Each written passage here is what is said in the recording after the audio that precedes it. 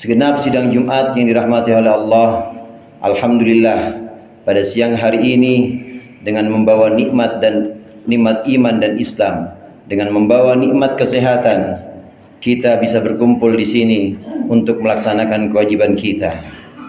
Salawat serta salam mudah-mudahan senantiasa Allah limpahkan kepada junjungan kita baginda Nabi besar Muhammad sallallahu alaihi wasallam beserta keluarga, para sahabat, para pengikut-pengikutnya yang insya Allah kita termasuk di dalamnya. Dengan mengikuti Rasulullah, maka insya Allah kita akan mendapatkan keselamatan di dunia maupun di akhirat. Hadirin jamaah rahimakumullah, dari mimbar ke mimbar, dari Jumat ke Jumat, tidak ada pesan yang lebih utama dan lebih mulia dibandingkan pesan takwa. Marilah sama-sama kita meningkatkan ketakwaan kita kepada Allah.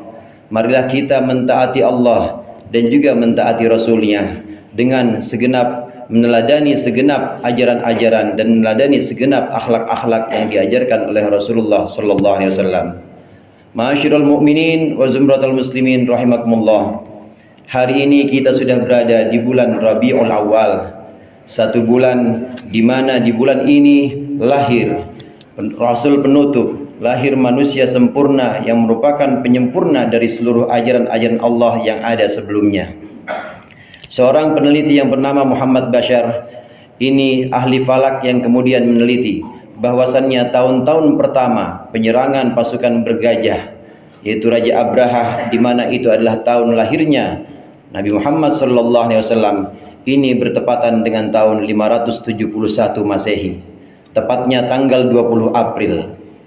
Dan Muhammad Bashar ini juga meneliti jika dikonversikan ini ke dalam bulan Rabiul Awal yang saat itu belum ada tahun, maka bulan Rabiul Awal itu jatuhnya adalah tanggal 9 Rabiul Awal. Di bulan ini, pada bulan ini lahirlah Rasul penutup, lahirlah manusia penyempurna dari ajaran-ajaran Allah sebelumnya.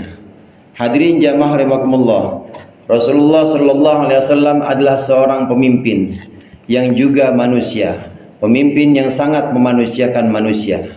Oleh karenanya dalam ayat surat At-Taubah yang tadi sudah dibacakan, laqad ja'akum rasulun min anfusikum, sungguh telah datang kepada kalian seorang utusan min anfusikum, dari jenis kalian sendiri. Hadirin jamaah rahimakumullah, jika ayat ini kita baca dengan bacaan min anfusikum, ini berarti Rasulullah Nabi Muhammad sallallahu alaihi wasallam itu adalah manusia seperti kita juga. Rasulullah sallallahu alaihi wasallam adalah seorang suami. Nabi Muhammad sallallahu alaihi wasallam adalah seorang pemimpin keluarga. Nabi Muhammad juga bahkan berdagang sebelumnya. Nabi Muhammad seorang kakek, dan juga Nabi Muhammad adalah seorang ayah dari anak-anaknya. Hadirin jamaah rahimakumullah, dengan menegaskan ini bahwasannya Rasul yang diutus kepada kalian adalah dari jenis kalian, maka dari sini ada kesempatan kita untuk bisa meneladani dan mencontoh apa yang diajarkan oleh Rasulullah. Karena yang diajarkan oleh Rasulullah adalah sangat manusiawi. Karena yang diajarkan oleh Rasulullah adalah sesuai dengan fitrah kita, sesuai dengan asal penciptaan kita sebagai manusia.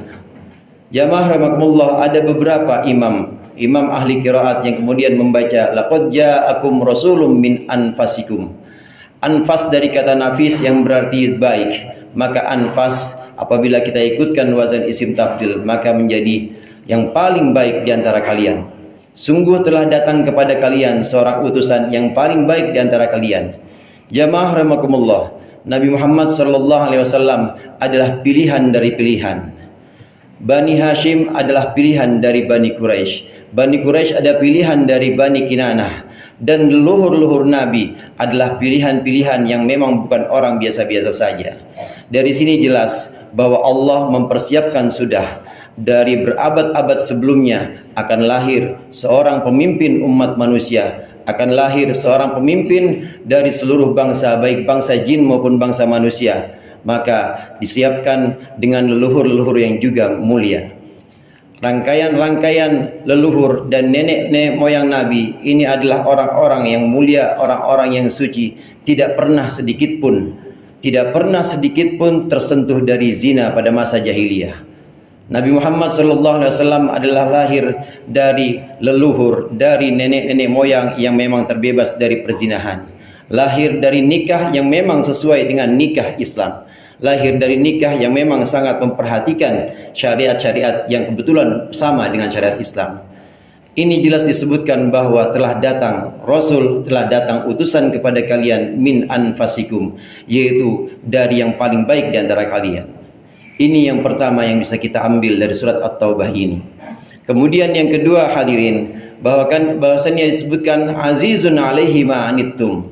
Nabi Muhammad SAW adalah orang-orang yang azizun alaihi ma anittum, adalah orang yang sangat merasa sulit, sangat merasa susah apabila kalian itu merasa susah.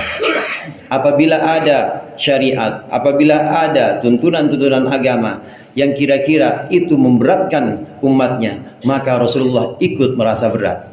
Azizun alaihi ma anittum ini menunjukkan ciri-ciri pemimpin yang sebenarnya. Pemimpin yang sebenarnya, pemimpin yang sesungguhnya adalah pemimpin yang sangat memperhatikan kesulitan, yang sangat memperhatikan kesusahan dari orang-orang yang dipimpin.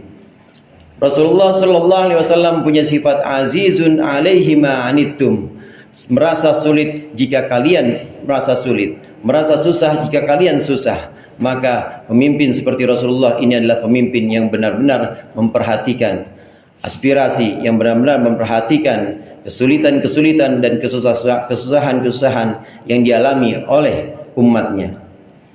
Pernah dalam satu waktu Rasulullah SAW menerima perintah bersiwak, dan Rasulullah sangat tahu bahwa siwakan itu adalah sesuatu yang sangat penting, terutama menjelang sholat. Kalau saja Rasulullah tidak memberatkan umatnya untuk melakukan siwak, maka Rasulullah akan mewajibkannya.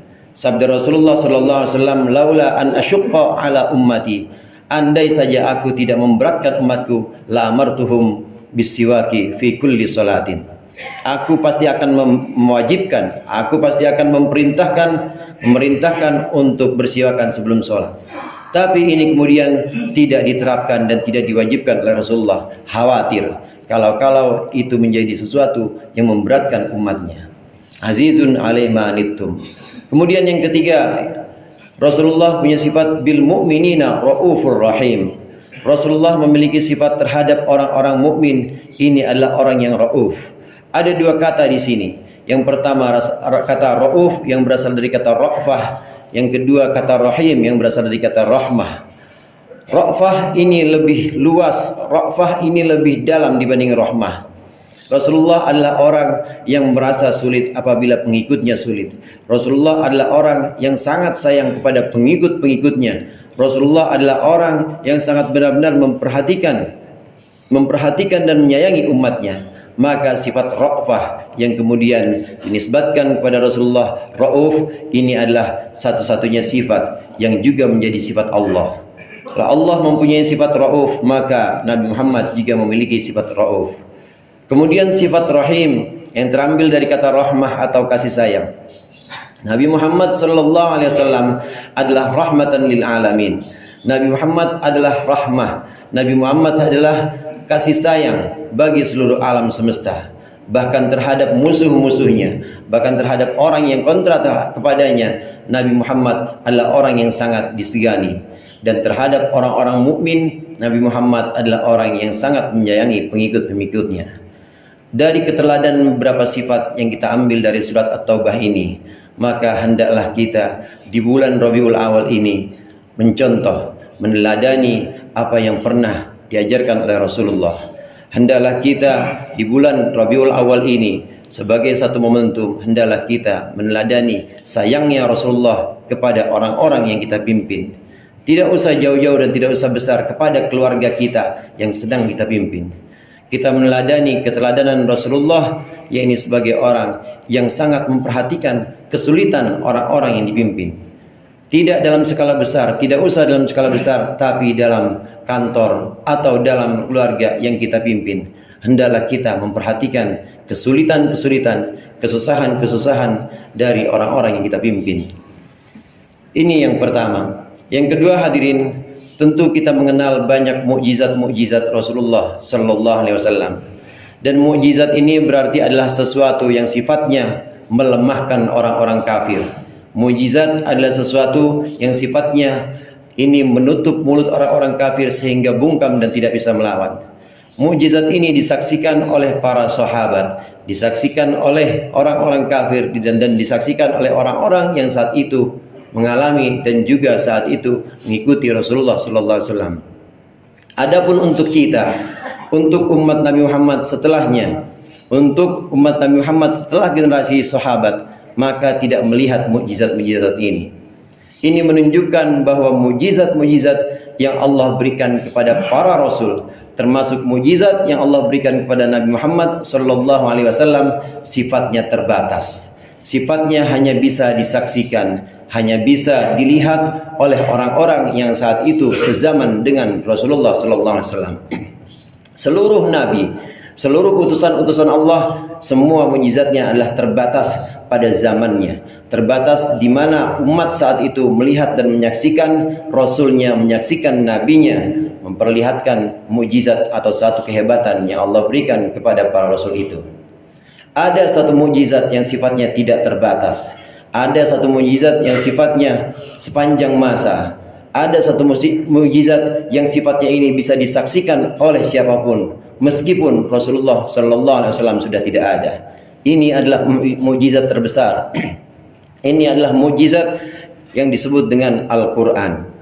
Jamaah rahimakumullah, Al-Qur'an adalah mukjizat terbesar Rasulullah sallallahu alaihi wasallam.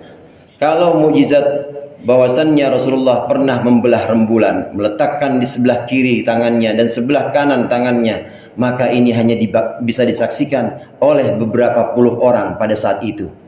Kalau Rasulullah dari jemari mulianya keluar air-air yang bisa diminum, maka ini hanya bisa disaksikan dan bisa dilihat untuk orang-orang yang saat itu mengalaminya. Ini adalah sebuah penyaksian yang sifatnya terbatas. Namun Al-Quran Karim, namun Al-Quran sebagai pokok hukum, Al-Quran sebagai jalan hidup kita, ini bisa disaksikan bukan hanya oleh para sahabat yang saat itu sezaman dengan Rasulullah, tapi Al-Quran bisa disaksikan oleh generasi setelah sahabat atau tabi'in. Al-Quran bisa disaksikan oleh murid-muridnya tabi'in atau atba'ut tabi'in. Al-Quran bisa disaksikan oleh murid dari atba'ut tabi'in, yaitu para generasi salaf. Dan bahkan Al-Quran bisa disaksikan oleh ulama-ulama setelahnya, sambung menyambung, silsilahnya tidak terputus hingga kepada kita pada hari ini. Jamaah rahimakumullah, ini adalah mukjizat terbesar Nabi Muhammad yang Allah jamin tidak akan berubah sepanjang masa. Allah berfirman, "Inna nahnu nazzalna dzikra wa inna lahu lahafidun." Sesungguhnya aku benar-benar telah menurunkan Al-Quran, wa inna lahu lahafidun, dan aku menjamin akulah yang akan menjaga kemurnian Al-Quran ini. Al-Quran sudah Allah jamin tidak akan berubah meskipun hanya satu titik saja. Al-Quran sudah Allah jamin tidak akan ada penambahan-penambahan dan pengurangan-pengurangan meskipun hanya satu huruf saja. Ini adalah sebuah mukjizat yang sampai hari ini masih kita bisa saksikan. Jamaah rahimakumullah, ada banyak surah-surah dalam Al-Quran, ada banyak ayat-ayat tertentu dalam Al-Quran yang memang digunakan oleh Rasulullah untuk melakukan pengobatan misalnya. Ada banyak surah-surah dalam Al-Quran yang bisa untuk mengusir sihir. Ada banyak surah-surah dalam Al-Quran yang memang mempunyai khasiat, yang memang mempunyai fadilah untuk keperluan-keperluan dan hajat-hajat tertentu. Dan sampai hari ini itu bisa diamalkan, sampai hari ini itu bisa disaksikan. Ini menunjukkan bahwa Al-Quran adalah mukjizat terbesar. Al-Quran adalah mukjizat paling agung dari Rasulullah sallallahu alaihi wasallam. Dan kita bisa menyaksikan hari ini, kita bisa membawanya, kita bisa membacanya, dan kita bisa memegangnya, kita bisa mempelajarinya, sehingga kita termasuk orang-orang yang beriman kepada Al-Quran, orang-orang yang mengikuti dan meneladani Rasulullah sallallahu alaihi wasallam hingga hari ini.